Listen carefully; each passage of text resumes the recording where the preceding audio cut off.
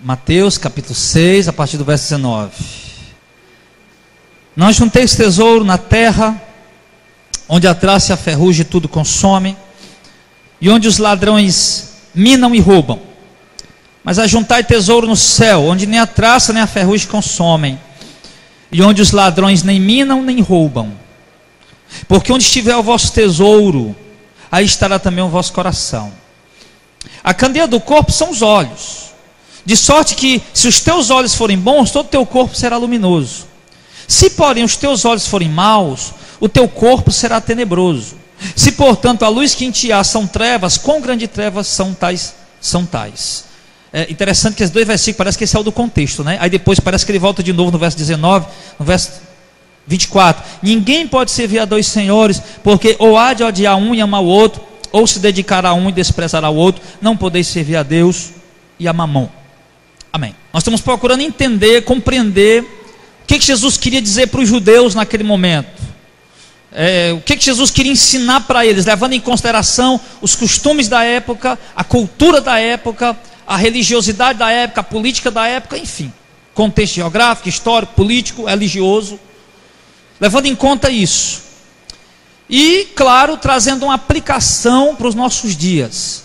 E como nós estamos podendo ver, irmãos, o Sermão do Monte é muito rico. O Sermão do Monte, nós estamos dividindo ele aqui em vários assuntos, em várias sessões. E nós vamos ver aqui, eu já listei aqui, que eu nem terminei de listar todo ainda, mas eu já listei 13 assuntos aqui dentro do Sermão do Monte, né? E vai ter mais, né? Eu só listei até o capítulo 6 inteiro, né? Falta listar o capítulo 7, que termina no capítulo 7. Então, é um sermão muito rico, que traz muitas instruções, muitas informações práticas para os judeus e aplicações também para as nossas vidas. E agora Jesus chega ao ponto, irmãos, na questão do ajuntar tesouros na terra.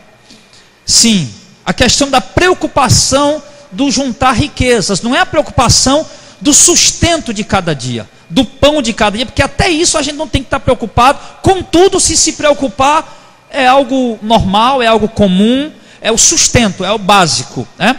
Mas aqui Jesus está falando de além disso. Jesus está falando para pessoas que não estão contentes com a situação financeira que estão.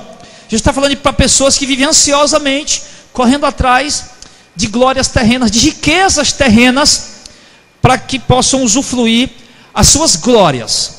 Havia, de acordo com alguns historiadores, havia entre os judeus, naquele momento que Jesus ensinava, uma crença muito parecida, idêntica com a crença da teologia da prosperidade hoje, que eles diziam, inclusive os fariseus eram adeptos dessa crença, eles criam dessa maneira, que quem era rico, quem tinha muito poder aquisitivo, muito dinheiro, é porque era abençoado por Deus, tinha muita fé em Deus e Deus estava com ele. Havia essa crença naquele momento, ao passo que os que eram pobres, que não tinham recursos, que não tinham poder aquisitivo, eles diziam que é porque não tinham fé e Deus não estava com eles. Agora, o que seria riqueza na verdade? O que seria riqueza? Os próprios fariseus, que eram avarentos, que eram adeptos dessa crença, eles criticavam Jesus, porque Jesus ele refutava e combatia toda essa questão do homem juntar riquezas. Lá em Lucas, se eu não me engano, 16, 14, como Jesus era uma pessoa simples, uma pessoa que não ajuntava recursos na terra, e lá em Lucas 16, 14, os fariseus recriminam Jesus, zombam de Jesus, porque Jesus fala sobre essa questão aí das riquezas. Mas o que seria essa questão do acúmulo de bens, do acúmulo de riqueza? No entendimento de John Wesley, que era um dos pregadores mais eminentes do século 18, 19, John Wesley, ele acreditava que para ser rico, bastava a pessoa ter mais do que ela precisava. Já no nosso entendimento, e eu creio que no entendimento mais correto, né, riqueza não é apenas a pessoa ter além do que ela precisa, tá? Eu não creio que isso caracterize riqueza, embora para John Wesley, por ser muito radical, né, ele acreditava assim, ou seja, se o Auricélio tiver 2 sapatos, 2 camisas, enfim, o Auricelli já pode ser considerado uma pessoa rica, porque ele já tem além do que ele necessitaria ter. É mais ou menos assim o entendimento de John Wesley. Mas o entendimento de riqueza, irmãos, é o acúmulo realmente, exacerbado, exagerado de bens materiais, que chega a se tornar algo realmente sem a mínima necessidade, que provoca e produz ostentação, né? Que a pessoa vai usufruir de algo que ele nem precisa, que ele nem necessita, mas ele faz questão de possuir, de ter, de colocar sobre si, simplesmente com o propósito de ostentar, de fazer uma apresentação aparatosa, né? Nós vamos ver isso dentro do próprio contexto, quando Jesus personifica as riquezas na figura de Mamon, Então Jesus mostra aqui que as riquezas, ela acaba se tornando um poder dominante na vida do homem. O desejo pelas riquezas, a ganância pelas riquezas acaba se tornando um poder dominante, uma força que domina. E a gente sabe que isso é uma verdade. Exatamente por isso Jesus tocou nesse ponto. Você observa que nós vivemos numa sociedade capitalista, onde as pessoas não se contentam com o que já têm, mas as pessoas estão sempre à procura de ajuntar grandes riquezas, acumular grandes riquezas.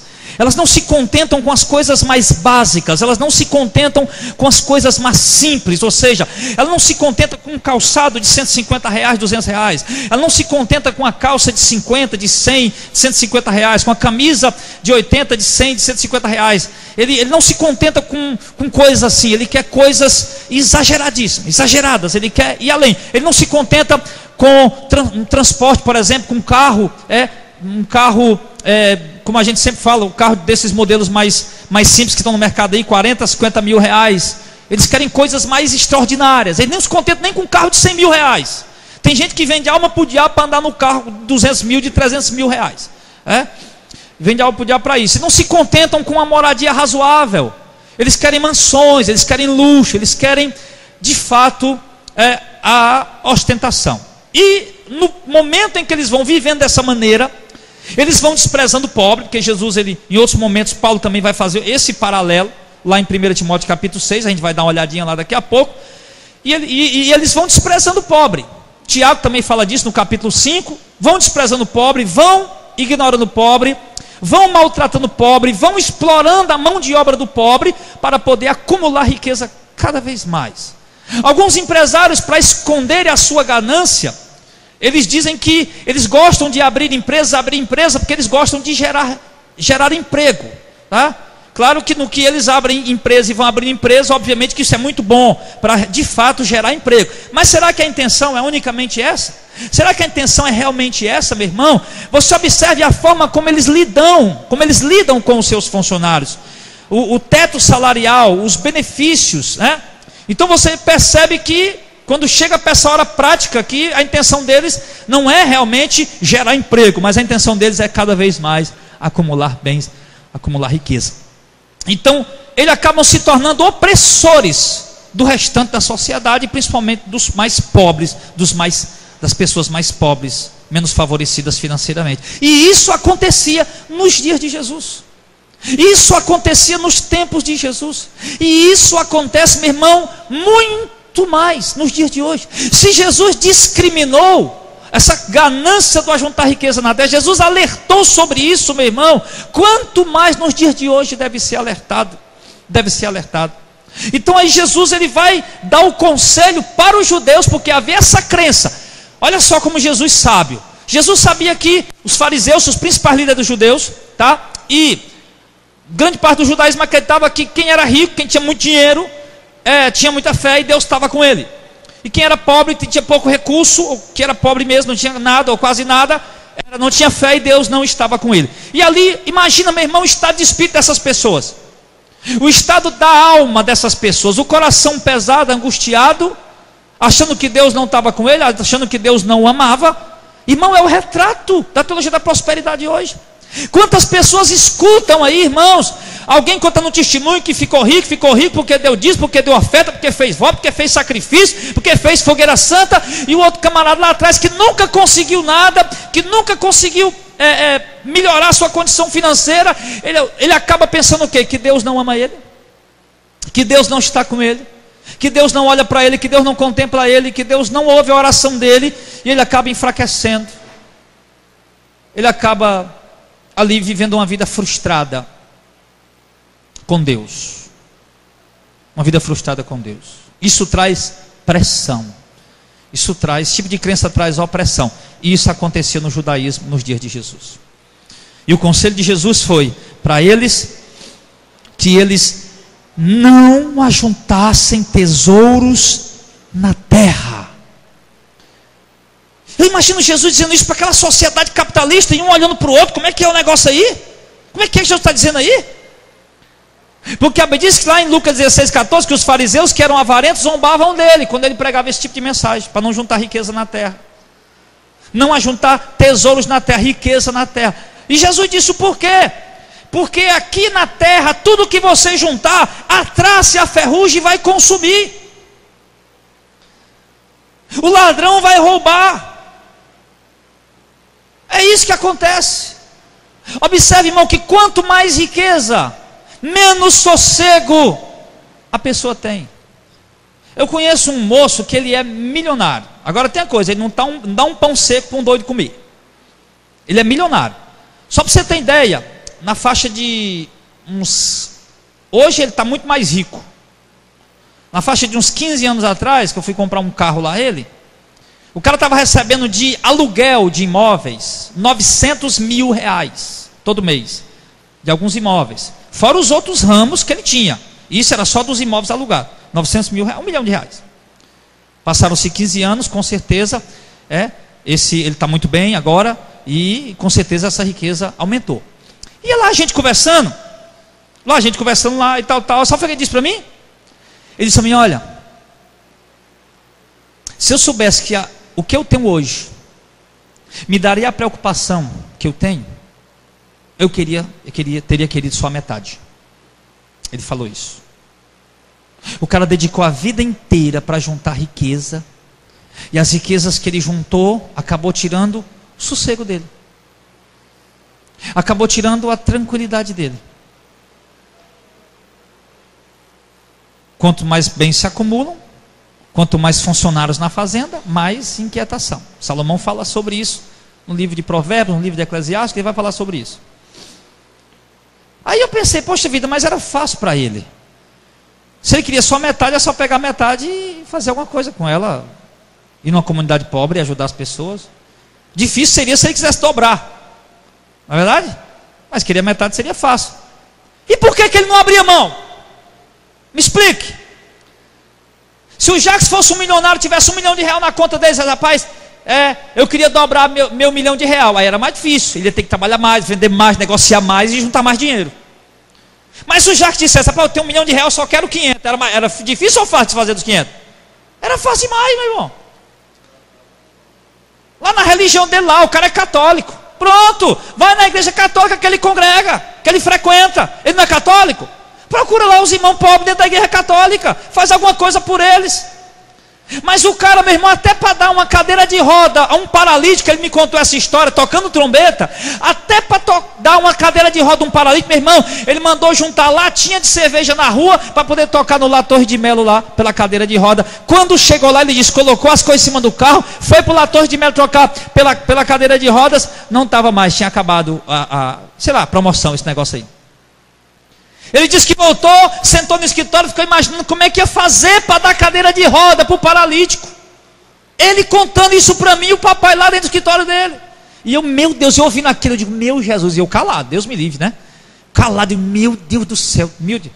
Aí ele falou, e aí chegou um empresário fulano de tal, dono da loja fulano de tal, chegou aqui, eu contei para a situação, nós rachamos a cadeira de roda no meio. Compramos uma cadeira de roda, rachamos a cadeira de roda, compramos uma cesta básica, eu fui lá deixar a cadeira de roda, rapaz, e o paralítico ficou tão satisfeito. Meu irmão, você está vendo o que é? Eles não têm nem noção do quanto avarento eles são. Por isso Jesus estava aqui, irmão, trazendo essa exortação, porque quando o homem coloca o seu coração na grandeza das riquezas, ele perde a noção do quanto avarento ele é. Ele perde a noção do quanto egoísta ele é. Ele perde a noção do quão hipócrita ele é. Jesus falou disso na parábola do semeador. Jesus falou que a semente é plantada em vários tipos de terreno, beira do caminho, entre os espinhos, sobre pedras, terreno bom. E Jesus diz que aquele que é plantado sobre os espinhos são aqueles que, quando o cuidado das riquezas e a ganância pelas riquezas sufoca a palavra, ela fica infrutífera. A ganância pela riqueza, irmão, prejudica até mesmo o nosso discipulado com Cristo. Prejudica até mesmo a nossa comunhão com Deus, a nossa intimidade com Deus. Quando Jesus disse que a semente foi plantada e recebeu com alegria, mas a ganância pelas riquezas, a sedução das riquezas, o engano das riquezas, ele fala disso tanto em Mateus 13 como em Marcos também, ele fala essa parábola. Ele diz: o engano das riquezas, a sedução das riquezas, torna ela infrutífera. Ou seja, o crente que começa a correr atrás de riqueza, ele torna-se improdutivo para o reino de Deus. Ele torna-se improdutivo para o reino de Deus. E Jesus está alertando aqui. Jesus está alertando. Não ajuntem riquezas na terra. Vocês devem se preocupar, ele disse aqui, ajuntar riquezas é lá no céu. É lá que vocês devem se preocupar em juntar riquezas. É lá no céu, é lá nas mansões celestiais que vocês têm que se preocupar em juntar tesouro. Por que, Jesus? Porque lá não tem traça nem ferrugem que possa consumir. Lá o ladrão nem cava e nem pode roubar as riquezas que vocês juntarem lá. E o melhor, as riquezas terrenas, elas são temporais. As riquezas celestiais, elas são eternas. Agora, o mais crítico disso tudo, irmão, é porque Jesus deixou claro que o homem não pode servir a dois senhores. Porque eu poderia até dizer: não, eu vou batalhar para ficar rico, mas eu também vou produzir para o reino de Deus. Muitos poucos têm a capacidade de fazer isso. Muitos poucos. Por quê? Porque para um rico produzir para o reino de Deus, ele sendo rico e sendo crente, convertido e produzir para o reino de Deus, ele precisa ter o coração aberto para ajudar. Não é isso que 1 Timóteo fala? Mas o que Jesus fez? Mateus capítulo 19, Lucas capítulo 18, quando ele se encontra com aquele jovem rico. E Jesus disse àquele jovem rico: pega o que você tem e reparte com os pobres, para que você possa ter um tesouro no céu. Ele foi embora triste. Por quê? Porque o seu coração era preso às suas riquezas. Já na casa de Zaqueu, o publicano, que também era um homem muito rico, porém, diferente daquele jovem rico que tinha acumulado riquezas trabalhando, o Zaqueu tinha acumulado riquezas de forma desonesta.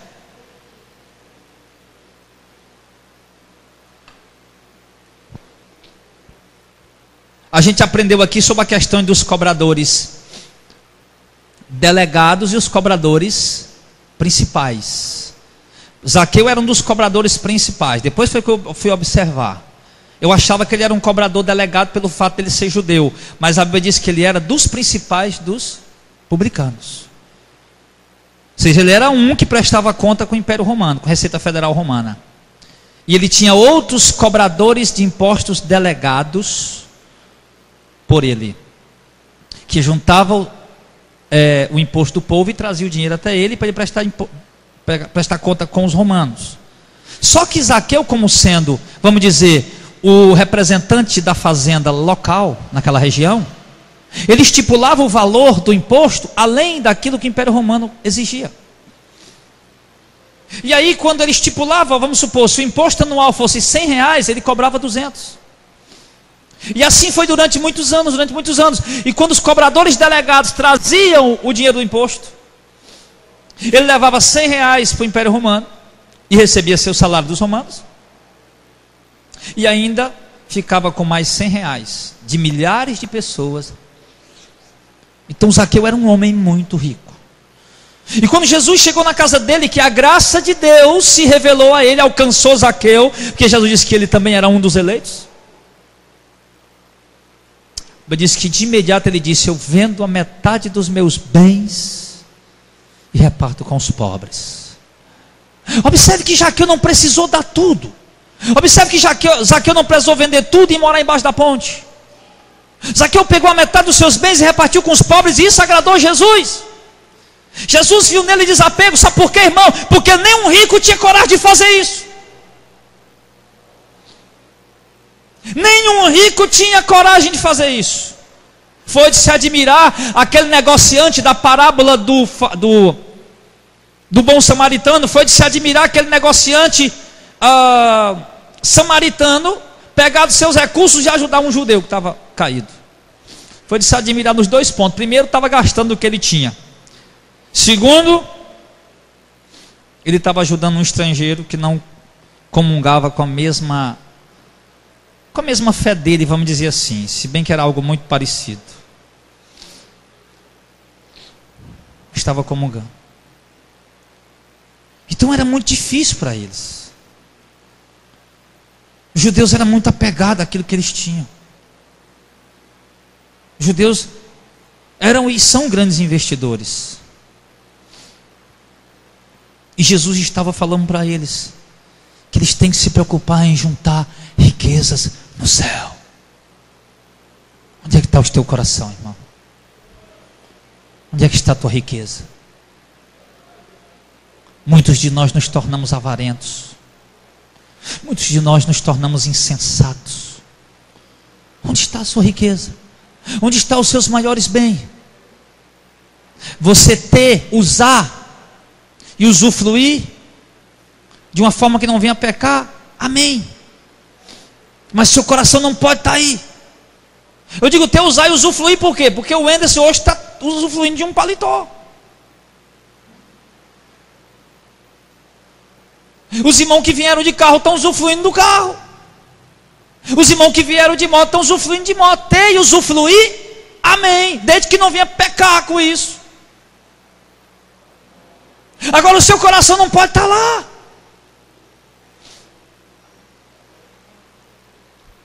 Porque Jesus disse, irmão, vamos lá para 1 Timóteo 6. Depois a gente volta para aí. 1 Timóteo, capítulo 6. O apóstolo Paulo também fala um pouco sobre isso.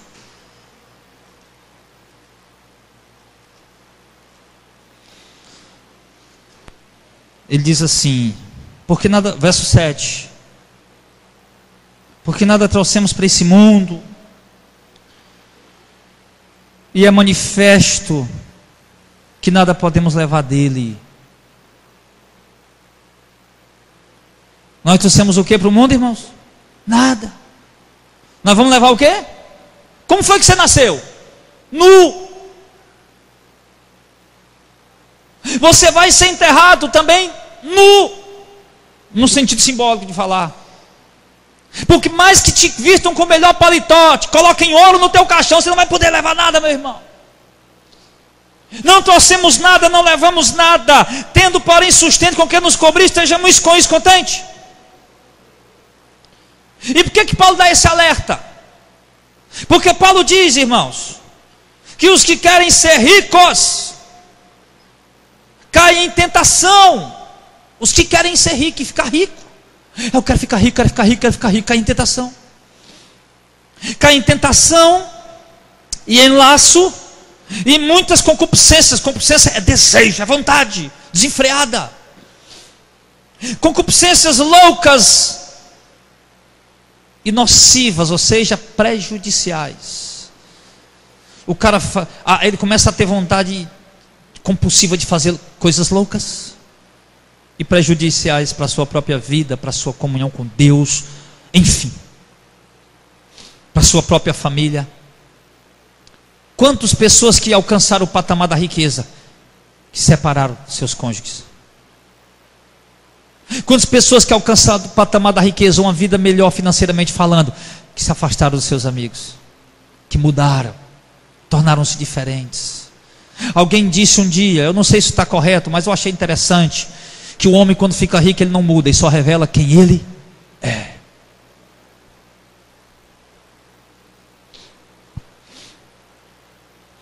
Paulo está dando conselho, não que ele queira que os irmãos vivam na miséria, não é que Paulo queira que os irmãos vivam mendigando, pedindo um pedaço de pão na casa do um e do outro, não, mas Paulo está prevenindo os irmãos. Paulo está trazendo uma palavra preventiva, uma palavra de conforto e consolo no meio de um contexto. Eu disse que nós temos que levar em conta o contexto histórico, contexto do momento, num contexto de perseguição, num contexto em que os irmãos estavam tendo que fugir para não morrer, perseguição dentro da sua própria casa, lá no meio dos judeus, perseguição dentro da própria nação de Israel. Depois vinha a perseguição por parte, porque quando era só Israel, tudo bem, podia ir para outros lugares.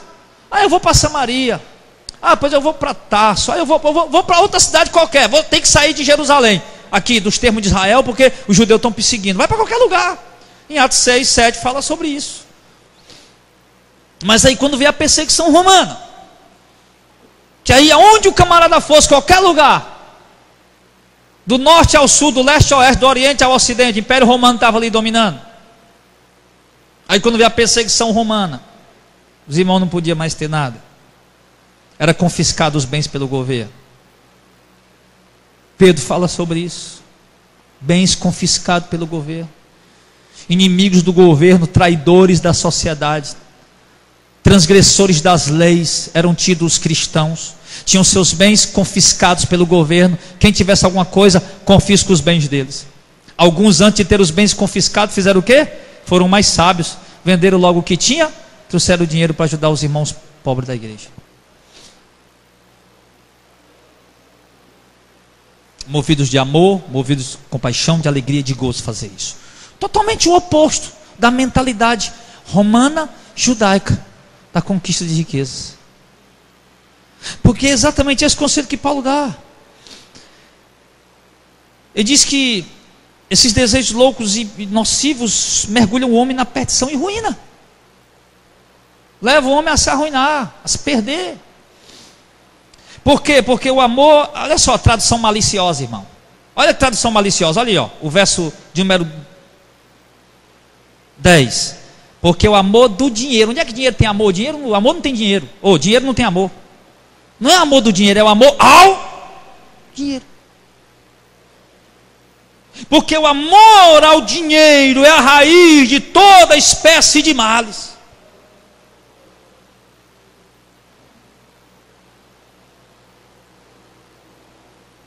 A raiz de toda espécie de males. O que é a raiz de toda espécie de males? A mentira? Não. A inveja? Não.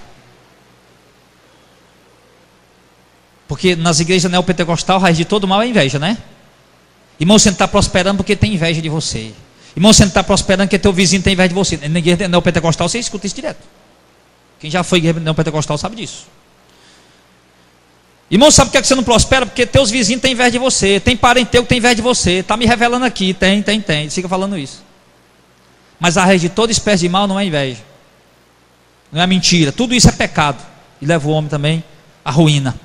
Mas a raiz de toda espécie de mal é o amor ao dinheiro. Veja Tiago falando. Tiago diz: por que os homens guerreiam entre si? Por que os homens lutam entre si? Desde o começo do mundo. Por quê? Por causa de terra. Por causa de conquistas materiais. A guerra interminável entre israelitas e palestinos lá no Oriente Médio. Guerra interminável, não acaba nunca. Só quando o antimessias chegar, o anticristo. Aí vai acabar. Não acaba nunca lá, não acaba nunca, guerra lá. Por quê? Terra, bens. Todo tipo de guerra que houve no mundo até hoje, meu irmão, guerra, briga, contenda, discórdia, é por causa de coisas materiais, por causa de bens, de conquistas.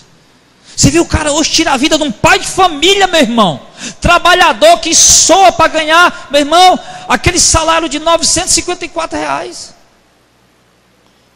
E o bandido vem tirar a vida do cara, meu irmão, para levar o que o coitado comprou para sustentar a família dele.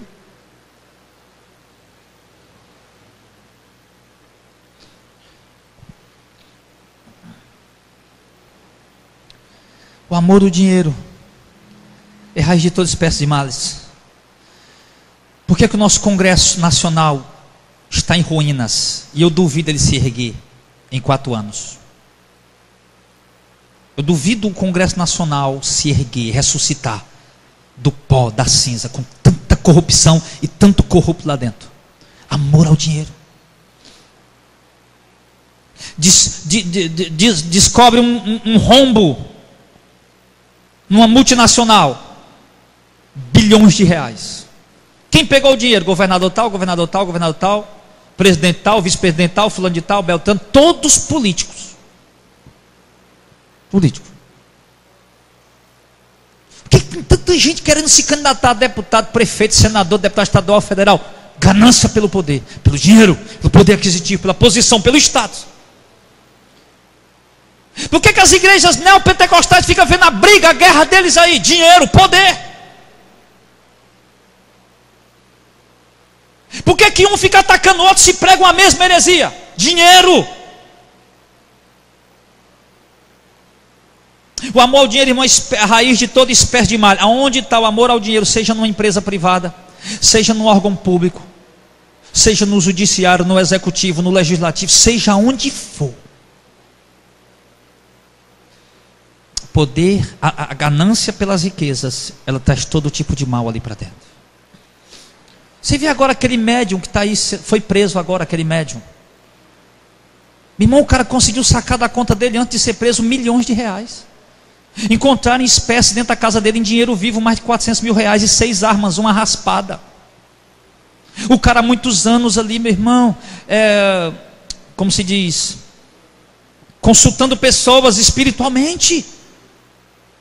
E a ganância, o poder pela riqueza, pelo poder, pelo dinheiro. Levando mulheres a se prostituírem por presentes. Não venha me dizer que apenas ele tem culpa, porque não. A maioria das mulheres que se deitaram com ele tem culpa tanto quanto ele. Vixe, o Ministério Público vai fazer isso. Não, o Ministério Público não vai fazer nada. Porque eu não acredito que uma mulher de 20 anos de idade, 25 anos de idade, 30 anos de idade, 40 anos de idade, se deite com um homem dizendo, eu fui iludida. Eu fui enganado. Só tivesse hipnotizado, boa noite Cinderela, aí tudo bem.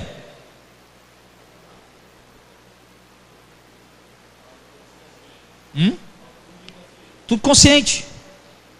Mas o amor pelo dinheiro, o poder pelo dinheiro, o dinheiro vivo lá para dar presente para as mulheres que deitavam com ele. Aonde tem, irmão? As igrejas evangélicas. Eu sou a favor de igreja que cobra dízimo, pagar imposto para o governo. Coloquei a enquete na minha página do Facebook, vou pregar sobre isso. Toda igreja que cobra dízimo, porque dízimo, a cobrança de dízimo é imposto. Se cobra imposto dos crentes, tem que pagar imposto também. Você acha certo o cara abrir um CNPJ de uma instituição que era para ser filantrópica, sem fim lucrativo, uma igreja, e se esconder atrás dela e ficar enriquecendo lisamente sem pagar R$1 de imposto? Você acha isso honesto, justo? Não é, meu irmão. Isso é corrupção. Isso é corrupção. Aonde está o amor ao... Aí eu disse, eu sou a favor de criar uma lei, montar toda uma estrutura de uma lei para cobrar os impostos deles e já direcionar para determinada coisa filantrópica, para ajudar principalmente o povo da igreja deles. Faz um cadastro, uma coisa lá, papapá, ppp, tem um auxílio, como é que é o negócio, Bolsa Família, né? Vai ser o Bolsa Dízimo dos irmãos. Vamos criar o Bolsa Dízimo. Olha quanto bilhões de reais ia entrar nos cofres do governo se o governo cobrasse imposto dos dízimos das igrejas. Igreja que cobra. Se cobra, tem que pagar também. Se oprime o povo, se taxa o povo, tem que ser taxado também. Ou então abre mão e deixa a coisa voluntária. Se for na pressão, tem que pagar. Aonde está a raiz, o amor pelo dinheiro, a raiz de todo mal entra? Por que a igreja está, grande parte da igreja está desviada do evangelho?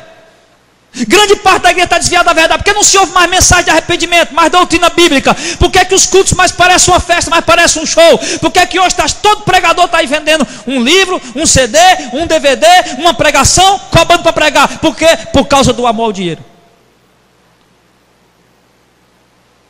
Não se prega mais contra heresia, contra falso profeta, contra apostasia. Não se prega mais contra o pecado dentro da igreja por causa do amor ao dinheiro. Por causa do amor ao dinheiro. Porque onde está o amor do dinheiro, ali está toda espécie de mal. Você concorda comigo? Ou comigo não, concorda com a Bíblia? Onde está o amor ao dinheiro, tem toda espécie de mal. Num casamento. Um casamento onde tem amor ao dinheiro, o marido é o meu dinheiro, a mulher é o meu dinheiro. Esse mês tu comprou isso. Não, já comprei mês passado, agora é tu. Meu irmão, esse casamento aí, vai viver em conflito e guerra constante. Fui aconselhar um casal agora, domingo, de manhã. Casal querido, lindo. Mas fui aconselhar. E dentro de todos os conselhos, toquei na questão financeira. E eu disse, o dinheiro que você ganha, e o dinheiro que você ganha, o homem e a mulher, não é seu, é de vocês. Vocês devem sentar com o dinheiro que vocês ganham, juntar, calcular os gastos mensais, pagar os gastos mensais.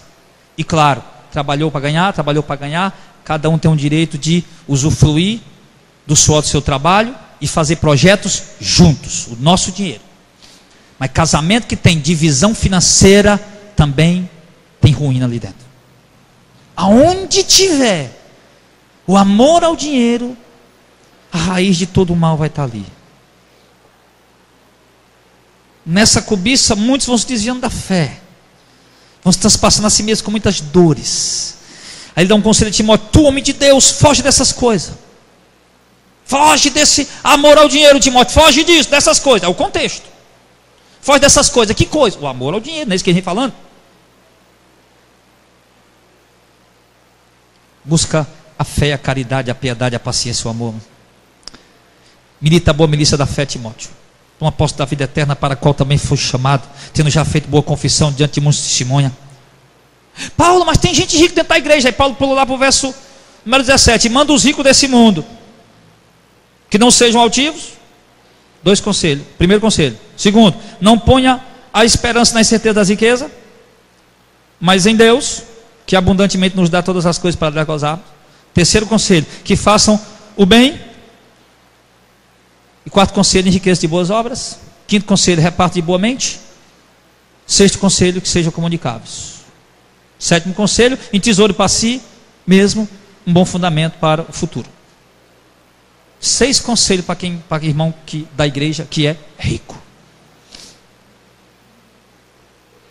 Em nenhum momento Paulo pede o dízimo deles. Em nenhum momento Paulo faz ali uma manobra para explorá-los. Paulo manda Timóteo dar o conselho a eles, para eles repartir, ajudar, socorrer, fazer o bem aos irmãos. É isso. Foi isso que Jesus ensinou. Paulo, irmãos, ele está falando, reverberando aquilo que Jesus já havia falado, aquilo que Jesus disse. Sim, porque a Bíblia, ela identifica a busca incansável pela avareza, pelas riquezas como sendo avareza, e comparando ela com idolatria. Os irmãos conhecem bem esse texto, 1 Coríntios 10, 19 e 20 e Colossenses 3, 5. E diz que a avareza, que é a ganância pelas coisas terrenas, a ganância sórdida, o apego sórdido pelas coisas materiais, elas corrompem o homem e elas acabam se tornando uma prática idólatra, que o coração do homem fica ali, fica lá ligado. Sim. Nós podemos lembrar de um grande exemplo, quem? A mulher de Ló. Vendo que Deus enviou 2 anjos à casa de Ló, lá em Sodoma. Os anjos chegam lá: Ló, o que é que você tem aqui? Ló chegou em Sodoma por quê? Abraão disse. A Bíblia diz que a terra não podia suportar a riqueza de Abraão e de Ló. Abraão A Ló era sobrinho de Abraão, mas era tido como um irmão para ele. Porque o pai de Ló tinha morrido, o pai de Abraão tinha adotado ele, mas o pai de Abraão já tinha morrido, então quando o Abraão foi, ele teve que levar o sobrinho, que era irmão. E ambos eram muito ricos. E chegou um ponto que a terra não tinha como dar de comer os dois dois proprietários, eles estavam brigando entre si, e Abraão disse: ó Ló, pai, é o seguinte, escolhe um canto para tu ir aí, porque não dá mais para a gente andar junto não. Eu gosto de tu, eu tenho amor por tu, mas não dá mais. A terra não dá o nosso... Aí, todo mundo brigando aqui, nós vamos brigar? Não. E Ló olhou, foi lá. Chegou lá riquíssimo. Ló se estabeleceu na cidade de Sodoma. Uma cidade rica, uma cidade próspera, porém, devassa, depravada, mais rica, financeiramente falando. E Ló chega ali com muita riqueza. Ló ali leva a sua esposa. Ló tem 2 filhas. E quando Deus manda Ló sair de lá através dos anjos, da noite, chegou de noite, tinha que sair de manhã cedo. Chegaram à tardinha, já o sol estava se escurecendo. Ló estava lá na porta da cidade. Eu vi um teólogo dizendo que Ló era vagabundo. Mentira. Quem ficava na porta da cidade, quem era? Os julgadores. Ló tinha já alcançado uma posição iminente dentro da cidade. Ló estava na porta da cidade, não era porque porta da cidade não era lugar de vagabundo, porta da cidade era lugar de sábios que faziam julgamentos no meio da sociedade. Eu não é meu evangelista do céu? Por aí, né? E Ló estava na porta da cidade, quando viu aqueles 2 anos, levantou, se ajoelhou, rapaz, vamos lá para casa, foram. Pelejou, levou eles para casa, de tardezinha estava escurecendo. De madrugada os anjos disseram: Ló, tu tem que ir embora, enquanto tu não sair daqui nós não podemos fazer nada. De madrugada, ainda de noite. Ló teve menos de 8 horas para sair de casa. Quando Ló saiu, meu irmão, já com muita peleja, aquela coisa, os anjos empurrando: vai-te embora, rapaz. E não olha para trás não. Quando ele foi correndo, quando chegou lá, em cima de uma campina, Ló continua indo, mas as filhas e a mulher de Ló olha para trás. E por que a mulher de Ló olha para trás?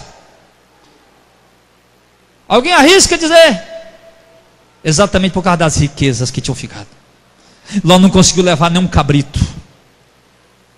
Ló não conseguiu levar nenhuma ovelha. Ló não conseguiu levar nenhum jumento, nada do que ele tinha. Ele não pôde levar, não deu tempo, não conseguiu. E a mulher de Ló, Jesus diz: lembrai-vos da mulher de Ló. O coração nas riquezas, nos bens materiais, fez com que ela desobedecesse a Deus, com que ela apostatasse, com que ela revelasse realmente quem ela era. Vivia com crente, morava com crente, mas nunca foi crente. O coração sempre nas riquezas.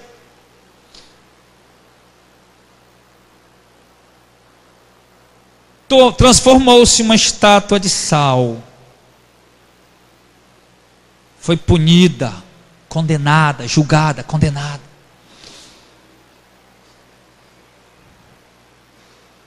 Por isso, meu irmão, nós temos que tomar cuidado.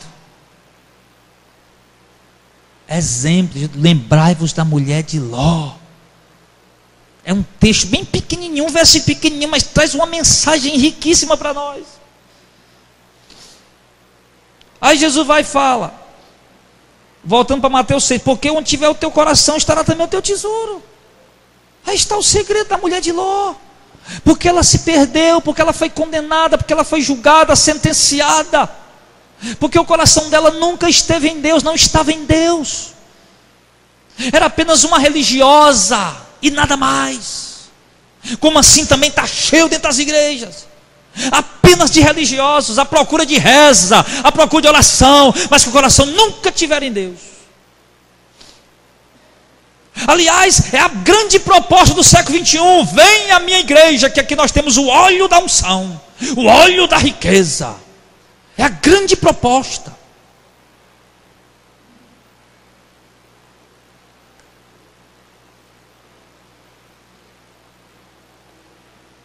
Estão plantando o coração de Ló na vida das pessoas atuais. E ele diz, aí Jesus vai falar no verso 22, a candeia do corpo são os olhos, de sorte que se o teu olho for bom, todo o teu corpo terá luz. Se porém os teus olhos forem maus, o teu corpo será tenebroso. Se portanto a luz que em ti há são trevas, quão grandes trevas são tais, quão grandes são tais trevas. O que ele quer dizer? Olho bom, olho mau. Naquele tempo, irmãos, para o judeu, dizer que alguém tinha o olho bom, quer dizer que aquela pessoa era generosa. É isso que significava. Para nós isso aqui, olho bom, a gente já pensa em outra coisa, né? Olho bom, olhar para a mulher sensual, ficar desejando. O contexto aqui não tem nada a ver com isso. Claro que tem outro contexto, ele vai falar, a questão da sensualidade, da lasciva, mas o contexto está falando de riqueza, de ganância. E o olho bom para o judeu, se que fulano tem um olho bom, ele já sabia. É porque ele é generoso. Mas fulano tem um olho mau, é porque ele é mesquinho. Era isso. Aí já está dizendo, se o teu olho for bom, aí o judeu entendeu logo o que ele queria dizer. Se o teu olho for bom, se tu for generoso, se o teu olhar para o pobre, para o necessitado, for um olhar de misericórdia, compassivo, cheio de compaixão, de amor, de piedade, teu corpo vai ter luz. Salomão falou sobre isso.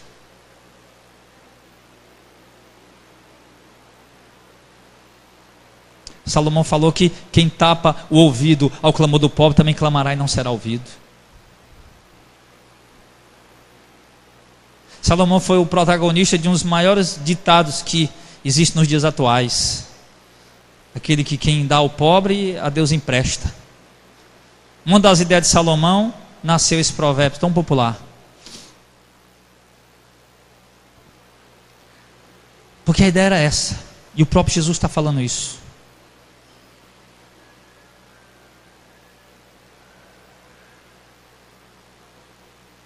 Se o olho for bom, se você for generoso, se você não tiver cobiça, ganância, inveja, soberba, arrogância, prepotência, altivez, ostentação, mas se o teu olho for bom, você for generoso, é porque tem luz dentro de você. Mas se o teu olho for mau, se você for mesquinho, miserável, avarento, canguinha, mão de vaca, que atravessa o rio da Barra do Ceará e encontra aí, com um sorrisal na mão, chega do outro lado do sorrisal inteiro. A pobre da mulher pede, como é que é a história? Pede 20 reais. Meu filho me dê 20 reais para ir comprar não sei o quê. 20 reais para quê, mulher? Aliás, ele diz 20 reais não. Meu filho me dê 20 reais aí. Aí ele diz, 15 reais para quê, mulher? 10 é muito. 5 dá. Pega 2 e traz o troco. É mais ou menos por aí o negócio.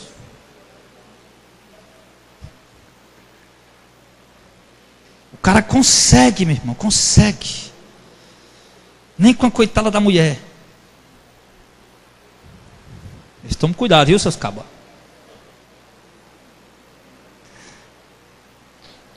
Aí nós lembramos, acho que Lucas 11. Quando Jesus fala de um rico judeu. O cara já está muito rico. A verdade dele produziu muito naquele ano. Ele disse, o que eu faço com tanta riqueza? Ele não tinha nenhum projeto social. Ele não tinha nenhum projeto de ajudar um irmão judeu, como a lei mandava. Ele não tinha nenhum projeto de ajudar ninguém, de fazer nada por ninguém, nem pelo pai, nem pela mãe, nem por um familiar, nem por um ente querido, nem por um vizinho público, por ninguém. O único projeto que ele tinha era dele mesmo. Rapaz, no dia que eu vou juntar tanta riqueza, eu já sei, eu vou derrubar meus celeiros e construir outros maiores, porque rico é assim. Quando ele não tem mais com o que gastar, ele pega um prédio de R$1 milhão e vai fazer uma reforma de R$2 milhões, só para poder gastar em alguma coisa. Rico é assim. Ele não tem mais o que gastar, ele vai num leilão ali, aí fica olhando lá, quanto é esse quadro aí? 6 milhões, bota aí para mim. O rico é assim. Quando ele não tem mais o que gastar, ele vai ali num museu de carros e compra 30 milhões de carro velho e encosta lá, bota os carros lá. Aí contrata um cara para ficar limpando todos os carros. Aí ele vai lá, dá uma olhada, chama os amigos para olhar.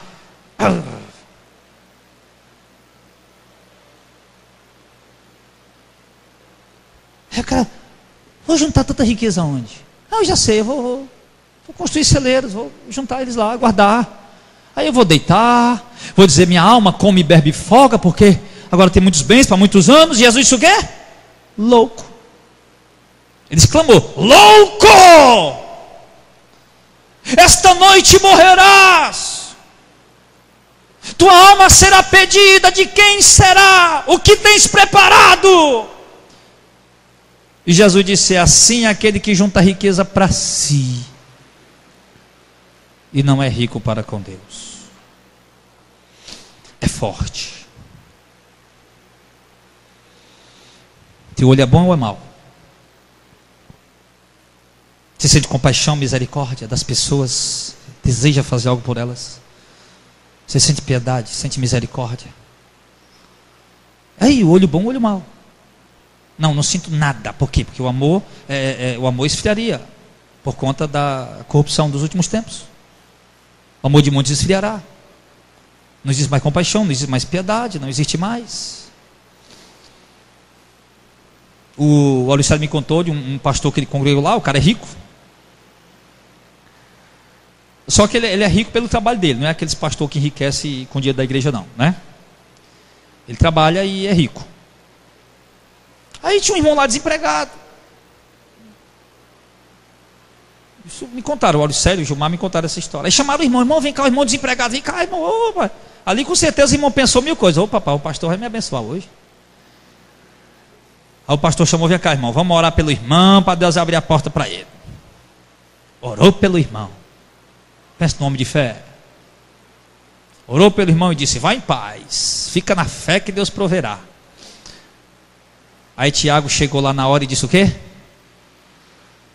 Não adianta mandar teu irmão, despedir teu irmão e ir em paz em que Deus proverá se não fez nada por ele. Tua fé assim é morta. Se tiver bem desse mundo e não acudir teu irmão necessitado, é porque o amor de Deus não está na sua vida. Mas a desculpa daquele pastor era o seguinte, não, eu não vou dar, que é para não acostumar. Porque senão ele não vai querer trabalhar, ele vai querer só viver, só recebendo de graça. Meu irmão, pelo amor de Deus, era um pai de família desempregado.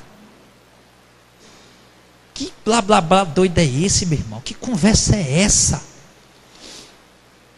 Você não vai estar dando para qualquer um que chega, que você não sabe nem quem é, nem de onde veio, nem para onde vai, quem é ele, quem é, o que é que ele vai fazer. É um irmão da igreja, que você conhece, sabe quem é o cara. E está desempregado, precisando, você vai só orar, vai em paz, que Deus vai te multiplicar, vai abrir portas, você tem condição de fazer e não faz, com desculpa de dizer que isso vai impedir o irmão de prosperar, vai impedir o irmão de trabalhar. Que conversa é essa? Isso é amor ao dinheiro, é olho mau. Aí Jesus diz que se o nosso olho for mau, nós não formos misericordiosos. Qual é a outra palavra que se encaixa aqui? Para ajudar pessoas, misericordioso, generoso. O que mais? Misericordioso, generoso, né? Complacente. Aí já disse, se você não tiver isso, é porque a luz que está em você é treva. Você está dizendo, olha, é porque você é trevas, não adianta. Uma árvore boa não produz fruto ruim, uma árvore ruim não produz fruto bom. A árvore dá o que ela tem, produz o que ela tem, ela dá o que ela é. Aí Jesus vai, concluindo, dar um conselho para aquelas pessoas. E o conselho que ele dá é o seguinte, no verso 24. Jesus disse, olha, judeu, vocês são unicistas, são... Qual é o outro termo para dizer que crê só num Deus? Num só Deus? Como? Monoteísta. Vocês são unicistas, monoteístas. Vocês são a nação eleita, a nação escolhida, o povo que Deus separou por meio de Abraão, os herdeiros das promessas. E vocês pensam que estão servindo a Deus? Deixa eu dizer para vocês uma coisa, Jesus falando aqui, eu estou parafraseando Jesus. Deixa eu dizer uma coisa para vocês. Ninguém pode servir a dois senhores. Quem seriam os dois senhores? No final ele vai dizer: ninguém pode ter dois senhores. Jesus levou isso aqui na visão, no entendimento de escravo, né? Sabe que naquele tempo tinha escravo, né? Escravatura, escravo. Um escravo não podia ser escravo de dois senhores. Ele só podia ter um senhor. Porque ele disse que ninguém pode servir a dois senhores, porque ele vai se dedicar a um e desprezar o outro, ou seja, ele vai trabalhar para um e não vai poder trabalhar para o outro. É essa a ideia. Se você tiver dois senhores, como é que você vai trabalhar por dois? Como? Ou está ligado a um, ou está ligado a outro. Ou você trabalha para esse, ou você trabalha para aquele. Não tem como você trabalhar para os dois. São dois senhores que vão estar lhe ordenando. Como é que você vai estar servindo os dois ao mesmo tempo? Não dá. Aí Jesus vai e diz: ninguém pode servir a Deus e as riquezas. É incrível isso, irmãos. Deus é um senhor, as riquezas é outro senhor dominante, que dá ordens. Deus dá ordens como senhor. Deus dá orientações como senhor. E ele exige que sejam obedecidas, que sejam cumpridas. As riquezas também dão ordens. A cobiça, a ganância da riqueza. É um poder dominante. E a qual dos dois senhores nós vamos escolher? Eu me lembrei do Moody, quando estava pregando um sermão, num grande ginásio, um grande sermão, aliás, um grande evento que eles tinham programado. Eu li isso faz tempo, eu tenho falhas de algumas informações, mas eu tenho a informação completa nas minhas palavras. Os irmãos que já leram vão lembrar alguma coisa. E o Moody estava fazendo aquele culto enorme, num grande ginásio, um grande estádio, não me lembro bem onde era o local. Passaram-se meses divulgando, avisando e tal. E Moody trouxe uma mensagem baseada nas palavras de Pilatos. O que farei com Jesus chamado Cristo? Ele concluiu a mensagem com isso aí. Ele foi concluir a mensagem com isso aí. E naquele dia, irmãos, houve um incêndio na cidade. O que farei com Jesus chamado Cristo? Aí ele disse: olha, o que é que você vai fazer com Jesus chamado Cristo? Semana que vem, sábado que vem, vai ter domingo que vem, aliás, você vai dizer o que é que você vai fazer com Jesus chamado Cristo. Se você vai crer nele, obedecer a ele, ou se você vai... Houve um incêndio, morreu um monte de gente. E Moody colocou no seu coração e disse: nunca mais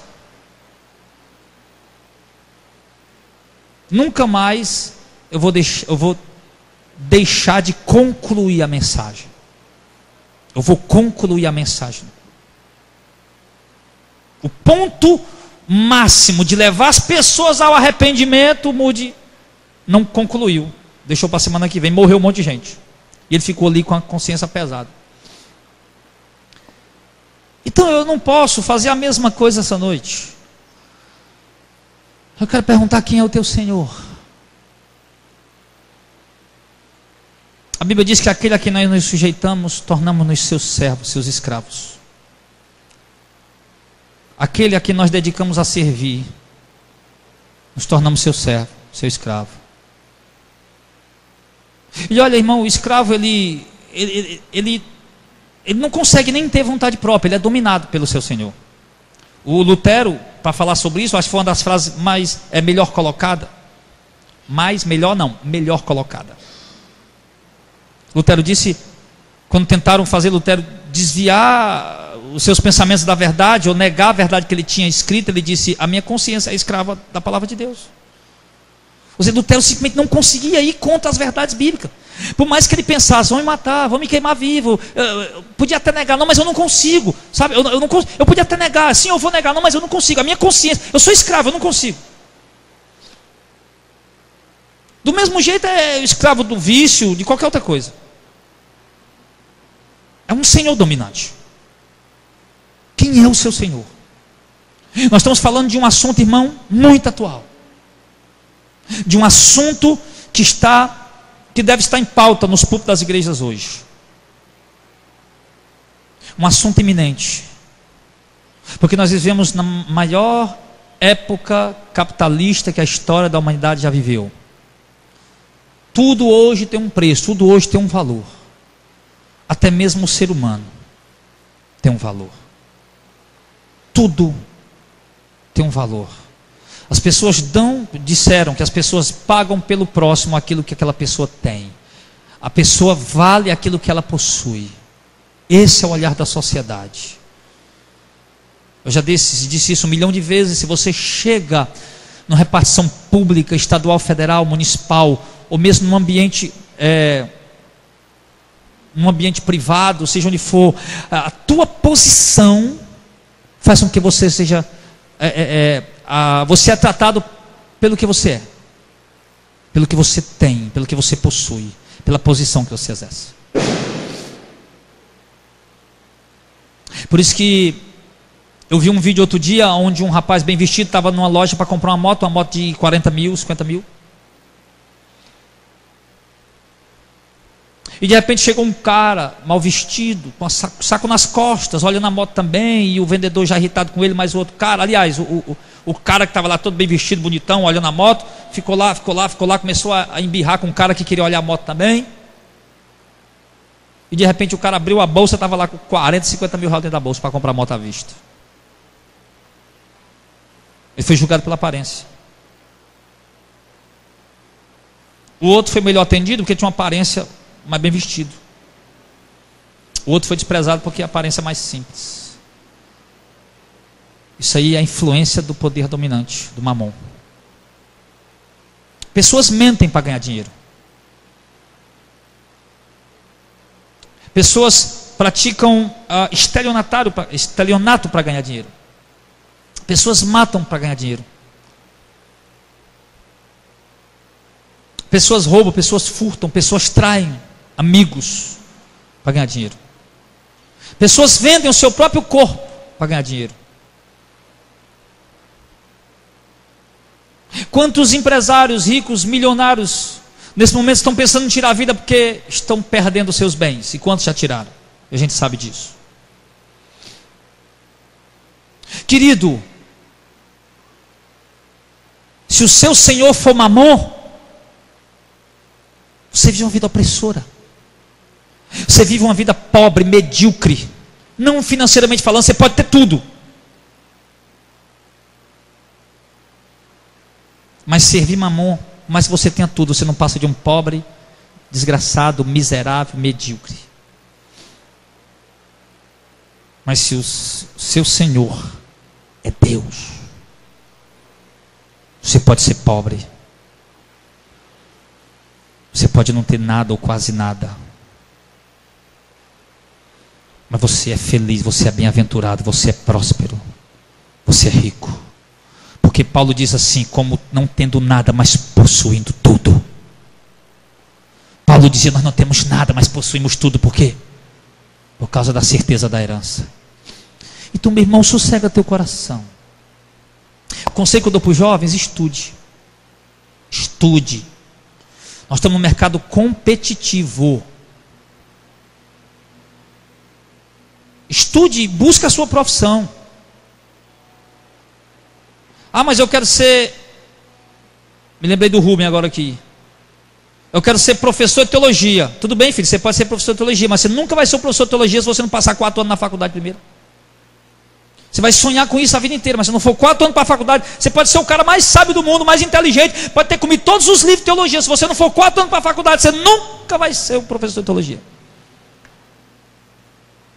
Conselho que eu dou para os jovens: estudem, formem-se, trabalhem, busquem uma boa profissão. Dessa profissão você possa buscar um bom salário, para que você possa ajudar seus pais que lhe sustentaram, ajudar eles a ter uma boa vida, velhice daí para frente, ajudar seus familiares, ajudar pessoas a trabalhar um bom emprego, um bom salário, não para viver uma vida egoísta, servir na mamão, mas para pegar os teus bens, como 1 Timóteo capítulo 6, fazer aquilo que realmente tem que ser feito com o seu dinheiro, viver, se sustentar, usufruir, mas também servir também.